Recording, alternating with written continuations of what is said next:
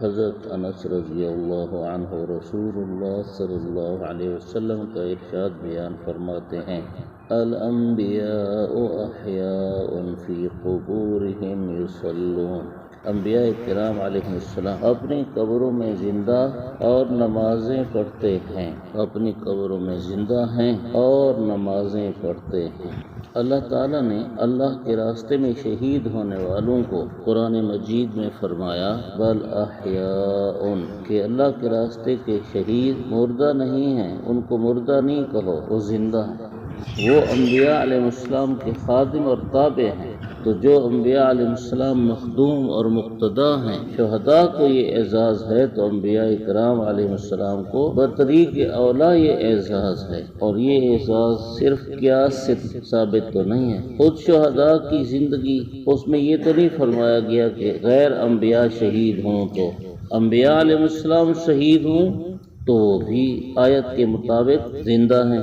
علامہ جلال الدین سیوطی رحمہ اللہ اپنی ایک کتاب میں فتاویٰ میں فرماتے ہیں کہ جتنے انبیاء علیہ السلام ہیں، جہاں وہ نبی ہیں وہاں وہ شہید بھی ہیں۔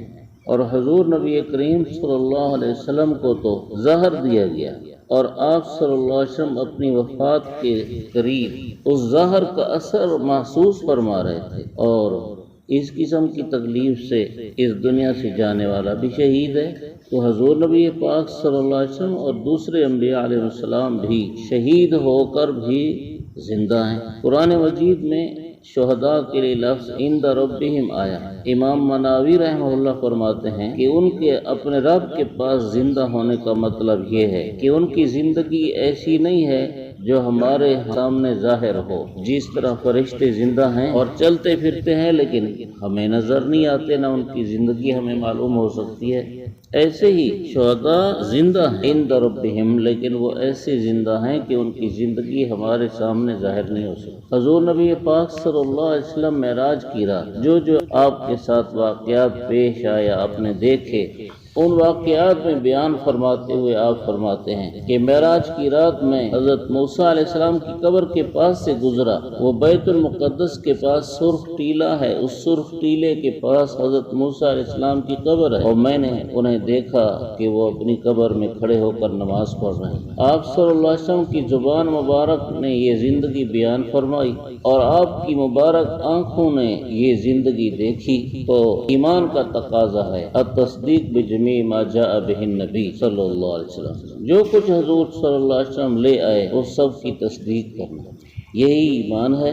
جو کسی ایک بات کا بھی انکار کرتا ہے تو یہ ایمان کے خلاف ہے، انکار کرنا ایمان کے خلاف ہے۔ حضرت انس رضی اللہ عنہ کے خادم ہیں جن کا نام ثابت بن اسلم بنانی ہے، وہ جب فوت ہوئے اور انہیں قبر میں دفن کیا گیا، اچانک کوئی پتھر اینٹ گر گیا برابر کرنے کے بعد، تو دفن کرنے والوں نے دیکھا کہ حضرت ثابت بنانی رحمت اللہ علیہ اپنی قبر میں کھڑے ہو کر نماز پڑھ رہے ہیں۔ جب فارغ ہو کر لوگ واپس آئے تو ان کے گھر سے معلوم کیا تو ان کی بیٹی نے بتایا کہ میرے ابا رات کو تہجد کے وقت اللہ تعالیٰ سے دعاؤں میں سے ایک دعا یہ مانگتے تھے کہ اے اللہ، انبیاء کرام علیہ السلام کے سوا اگر کسی کو آپ نے قبر میں نماز پڑھنے کی اجازت دی ہے تو مجھے بھی اس کی اجازت دینا۔ تو تہجد کے وقت کی دعا قبول ہوئی، اللہ تعالیٰ نے ان کو بھی قبر میں نماز پڑھنے کی اجازت دی۔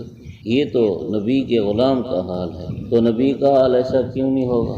کئی لوگ اس زندگی کا انکار کرتے ہیں، ان کا یہ انکار محض عقل کی وجہ، اپنی عقل سے سوچتے ہیں کہ عقل نہیں مانتی، اگر زندہ ہے تو دفن کیوں کیا، اگر زندہ ہیں تو جنازہ کیوں پڑھا، اگر زندہ ہیں تو یہ اور وہ کیوں ہوا، یہ ساری عقل کی باتیں ہیں۔